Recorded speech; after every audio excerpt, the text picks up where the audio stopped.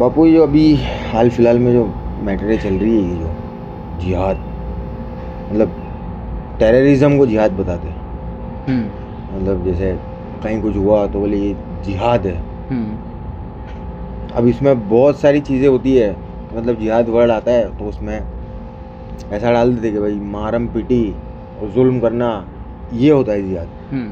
Actual जिहाद और terrorism का मतलब, एक्चुअल जिहाद क्या होता है? जो छोटा सा एक स्टेप है टेररिज्म और जिहाद के बीच में, उसको एक्सपोज करो। देखो इसमें कैसा है कि पहली चीज़ तो हमने ही डेफिनेशन को बिगाड़ा है। जिहाद वर्ड का है, मतलब किस मज़हब का है? इस्लाम। तो इसको एक्सप्लेन करना, जिहाद और आतंकवाद दोनों के बीच का फ़र्क बताना, सबसे पहली जिम्मेदारी किसकी थी? अपनी, हमारी, या नॉलेजेबल पर्सन की थी, या आलिमों की थी, मुल्लों की। ठीक है कि या तो कोई आलिम बताते इसका एक्सप्लेनेशन, या फिर कौन बताता? कोई नॉलेजेबल पर्सन बताता। कई लोगों ने ट्राई भी किया, बट वो इतना बड़े लेवल पे कर नहीं पाए। मेन प्रॉब्लम क्या है पता है? कुरान में जहाँ जिहाद का कंसेप्ट डाला है, ठीक है, तो वहाँ कई जगह पर ऐसा भी है कि वहाँ जंगों का जिक्र है, जंग का जिक्र है। वजह क्या हुई है? वजह सिर्फ इतनी हुई है कि इन दोनों वर्ड्स के बीच का डिफरेंस हम एक्सप्लेन नहीं कर पाए, या किया भी तो हमने उस लैंग्वेज में नहीं किया, या उस एक्सप्लेनेशन के तरीके से नहीं किया जिस एक्सप्लेनेशन के तरीके से आम पब्लिक को भी, चाहे वो किसी भी मज़हब के हों, उनको समझ में आए। बहुत पहले कई ऐसे स्कॉलर्स ने ये बात बताई थी, और एक डायरेक्टर ने भी ये बात, उन्होंने अपनी मुल्क मूवी बनाई थी, अनुभव सिन्हा करके शायद, उन्होंने भी ये बात बताई थी कि मुसलमानों की एक ही गलती है कि उनके पास तेल के कुएं हैं। उनके पास तेल के कुएं हैं।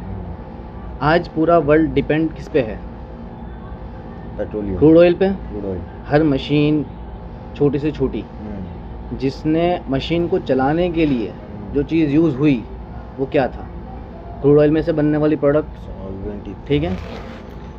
अब ये सब चीज़ों पे जब डिपेंड थी तो हर मुल्क को यही था कि भाई ये चीज़ हमारे अंडर में। तो वो पूरी एक लंबी बात है, खैर उसको मैं भी एक्सप्लेन नहीं करता।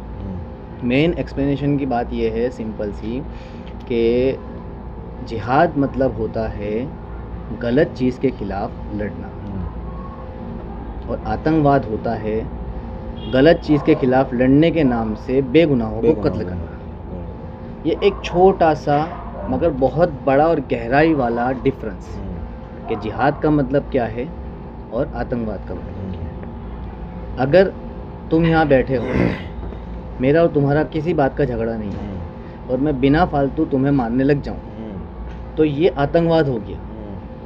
पर उसी जगह पर तुमने मेरे साथ कुछ गलत किया और मैं तुम्हें मार रहा हूँ, तो वो उसका मेरा एक बदला हुआ, अंदरूनी बदला, ठीक है। मैं तुम्हें माफ़ कर दूँ वो बड़ी बात है, बहुत बड़ी बात, पर मुझसे माफ़ नहीं कर पा रहा हूँ तुम्हें, तुमने मुझे इतनी तकलीफ़ दी है और मैंने तुम्हें उसका बदला लिया, तो देन इट्स कॉल के जिहाद, कि तुमने गलत किया तो मैं उसके ख़िलाफ़ लड़ा, ठीक है। अब उसी जगह पे तुम मेरे साथ गलत कर रहे हो और मैं तुम्हारे घर जाके तुम्हारी अम्मी पे, तुम्हारे पापा पे, तुम्हारे घर के फैमिली मेम्बर्स पे मैं जुल्म करूं, तो इसको कहते हैं आतंकवाद। ये डिफरेंस है जिहाद और आतंकवाद के। अब जो जिक्र कुरान में जिहाद और जंग दोनों का साथ में है, तो वो क्यों है? मतलब अगर आप एक्सप्लेन नहीं कर सकते कि कुरान में जंगों का जिक्र क्यों है, तो देन आप एक्सप्लेन ही नहीं कर पाओगे कि जिहाद और आतंकवाद के बीच फ़र्क क्या है। क्यों? क्योंकि जंग में भी कत्लो गारत होती है, एक दूसरे को मारा जाता है, और उसमें कोई एक इनोसेंट होता है और कोई एक जिस गलत काम करने वाला होता है, ठीक है। गलत काम करने वाले इनोसेंट को मार देते हैं, या इधर से उधर गलत काम करने वालों में भी कुछ लोग गलत फहमी के शिकार होते हैं, जो लोग इनोसेंट मर जाते हैं। तो फिर ऐसी जंगों में क्यों फिर जिहाद का जिक्र है? तो जिहाद का सिंपल जिक्र है कि हज़रत मोहम्मद सल्लल्लाहु अलैहि वसल्लम ने कोई भी जंग बिना मतलब के नहीं की थी, या कोई ज़बरदस्ती की नहीं की थी। जंग बदर हम बहुत बड़े उससे मानते हैं कि भाई 313 थे और सामने 1000 थे, ठीक है, तो वो 313 1000 लोगों से लड़े क्यों, आखिर जंग की क्यों, ठीक है। तो वो जंग थी क्यों, एक ही वजह थी उसकी, मक्का में मुसलमानों के घर वालों के साथ उनके घरों पर जुल्म करा जा रहा था। जब वो सामान उठा के बाहर फेंक देना और ये सारे इंसिडेंट हुए थे, तो उस इंसिडेंट के अगेंस्ट में आया था कि नाइंसाफ़ी के ख़िलाफ़ लड़ो। वो नाइंसाफ़ी हो रही थी, मुसलमान जब वहाँ थे ही नहीं, उनके सिर्फ घर थे या घर वाले वहाँ थे, तो फिर उनके घर वालों के साथ बदसलूकी क्यों। उस बदसलूकी के ख़िलाफ़ लड़े गए थे, और उसके ख़िलाफ़ भी ऐसा नहीं था कि किसी को भी मार दिया जा रहा था। उस बदसलूकी के ख़िलाफ़ पहले वॉर्न किया गया। जब वॉर्न किया गया और सामने वहाँ के रहने वाले, मक्का के रहने वाले लोग जब माने नहीं, तब उनसे कहा गया कि अब तो जंग होगी, अब तुम ले आओ, अब हम अपना हक अपने तरीके से लेंगे। तो ये बात है नाइंसाफ़ी के ख़िलाफ़ लड़ने की, जिसको कहते हैं जिहाद। अगर आपके अंदर कोई बुराई भी है और आप उसके साथ खुद लड़ रहे हो, तो उसका मतलब यही होता है कि आप उस गलत चीज़ के ख़िलाफ़ जंग कर रहे हो, जिहाद कर रहे हो, ठीक है। जब जिहाद का इतना क्लियर और फैक्ट, इतना सिंपल स्ट्रेट मतलब है, तो फिर ये मतलब गलत कैसे हो गया, क्यों इसको आतंकवाद बना दिया गया। तो उसकी वजह सिर्फ इतनी है कि मुसलमानों में बहुत से लोग गुमराह हुए।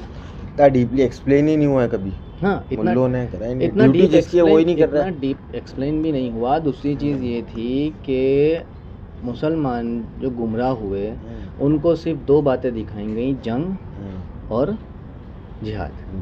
इन 2 वर्ड्स को मिला के दिखा दिया गया। जंग और जिहाद, जिहाद वाली जंग में और आम जंग में क्या फ़र्क है, वो किसी ने नहीं बताया।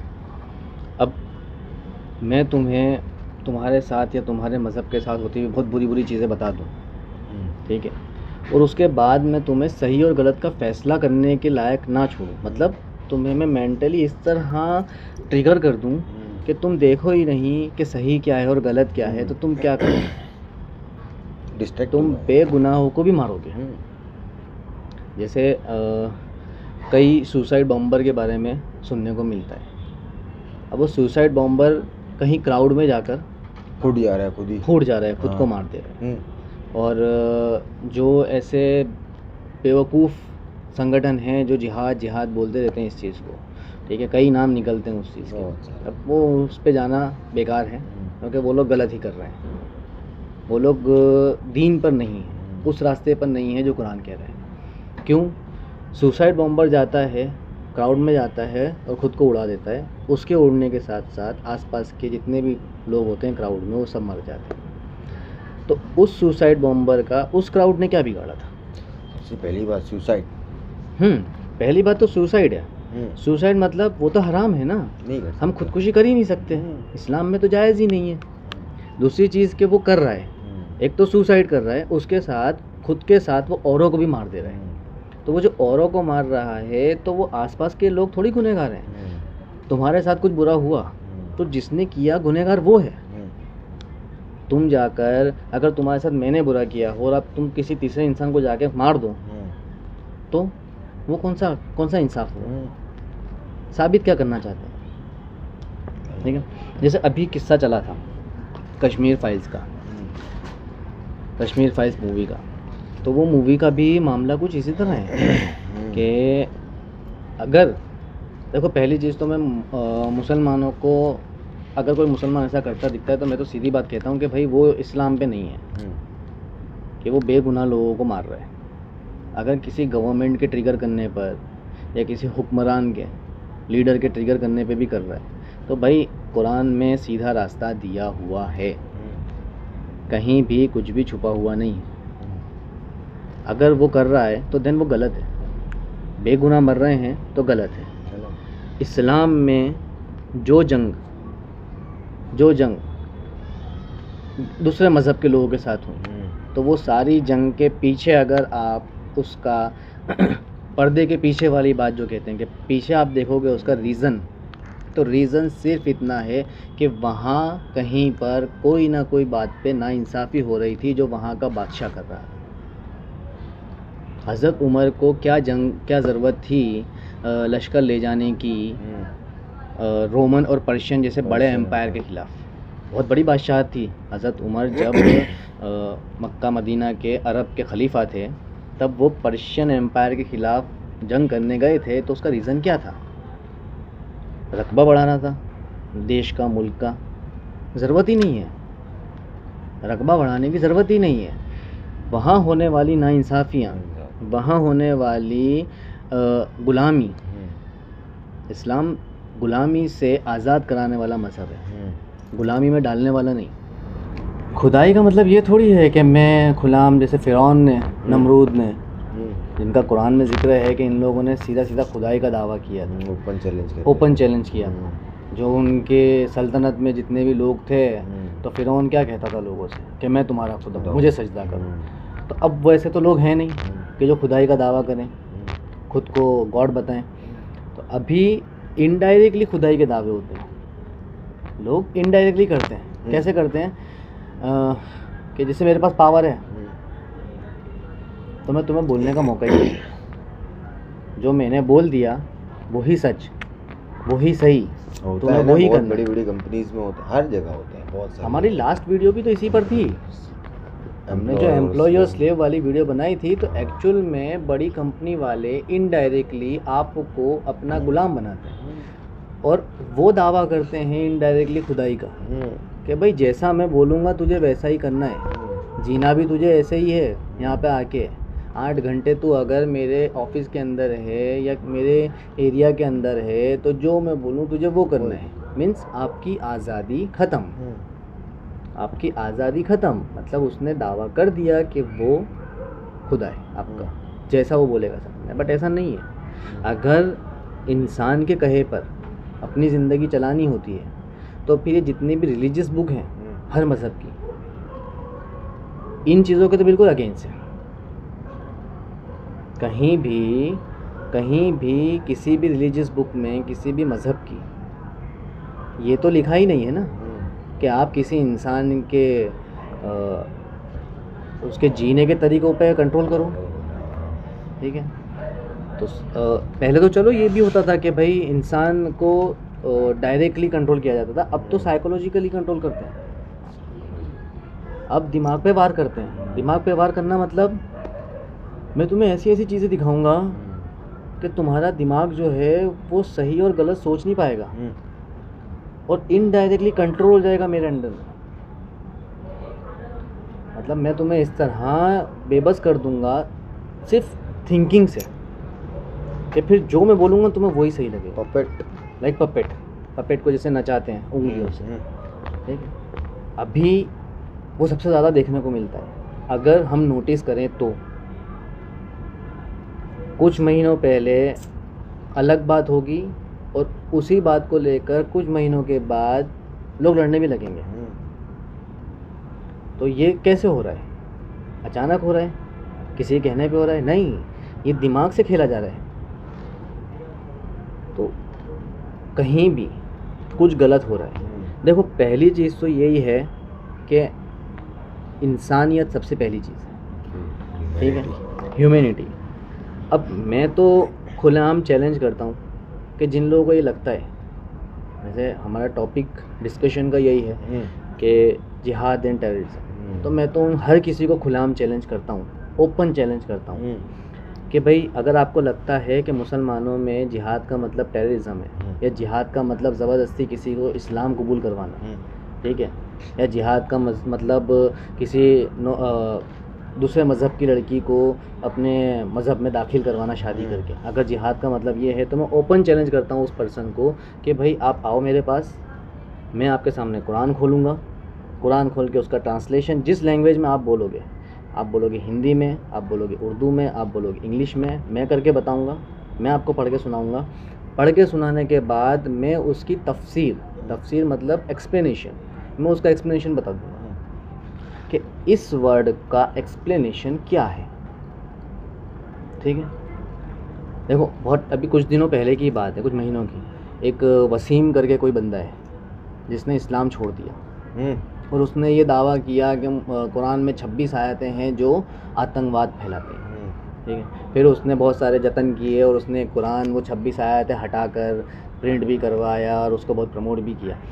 तो कहने की बात सिर्फ इतनी है कि ना उसने कुरान पढ़ा डिस्क्रिप्शन के साथ, ना उसके जैसी थिंकिंग रखने वाले लोगों ने कुरान पढ़ा डिस्क्रिप्शन पढ़ोगे तो अपने आप पता चल जाएगा कि क्या बात कही है और किस लिए कही है। एक्सप्लेनेशन का काम बाबू मुल्लों का है। देखो मौलवियों को एक बात समझो, मौलवियों को इस चीज़ का एहसास लेट होगा पर होगा सही। उसका रीज़न यही है, ये लोग 5-5 हज़ार रुपये में बिकना जाओ ना। हाँ बस बात वही है ना कि वो मौलवी जो लंबी दाढ़ी रख के टोपी पहन के कुर्ता पजामा पहन के और टीवी पे आ जाते हैं, तो वो तो सीधी सी बात है वो पैसा लेकर आए हुए हैं, उनको तो पैसा मिल रहा है गाली खाने का।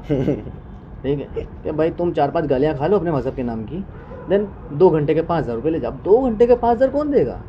उनकी रोज़ की 5,000 के हिसाब से मंथली अच्छी खासी इनकम हो रही है, अगर वो रोज़ भी किसी न किसी न्यूज़ चैनल पे जा रहे हैं तो। एक्चुअल में जो मौलवी बनते हैं तो वो पेशवा बनते हैं। इस्लाम में दीन की तालीम हासिल करना मतलब आपका पोजीशन है पेशवा, लीडर। ठीक है, अब मौलवी होकर कोई इस तरह की हरकत करता है तो सीधी सी बात है भाई वो तो उस रास्ते पर है ही नहीं जिस रास्ते पर इस्लाम चलने को कहता है। आपका काम है इस्लाम को प्रेजेंट करना। आज प्रेजेंट करना ज़्यादा ज़रूरी है, पहले शायद नहीं भी करते तो चलता था, पर आज प्रेजेंट करना ज़्यादा ज़रूरी है। क्यों? क्योंकि आपके रिलीजन के ऊपर ही वार हो रहा है। टारगेट ही इस्लामिक टेररिज्म करके चलाया जा रहा है। इस्लामिक टेररिज्म क्यों? इस्लामिक टेररिज्म करके सिर्फ एक मज़हब को ही टारगेट किया जा रहा है। बाकी मज़हब में क्या लोग गन लेकर मारामारी नहीं करते हैं? अभी की रिसेंट की 2 दिन पहले की बात देख लो, ये जो जितने भी इजरायली पुलिस वाले हैं, ठीक है, वो मस्जिद के अंदर घुस गए और उन्होंने फायरिंग करना शुरू कर दिया। अब इन लोगों ने भी देखो कैसा मैनिपुलेट करा, कैसा बेवकूफ़ बनाया है। पब्लिक को दिखाने के लिए इन्होंने कहा कि हम तो रबर बुलेट चलाते हैं, उससे इंसान मरता नहीं है। वही रबर बुलेट मैं आपकी आँख पे चला दूँ, मैं आपके घुटने पे चला दूँ, मैं आपकी ऐसे किसी बॉडी पार्ट पे चला दूँ जो कमज़ोर हो, तो क्या वो चीज़ परमानेंटली डैमेज नहीं होगी? ठीक है, इनडायरेक्टली टेररिज्म है वो।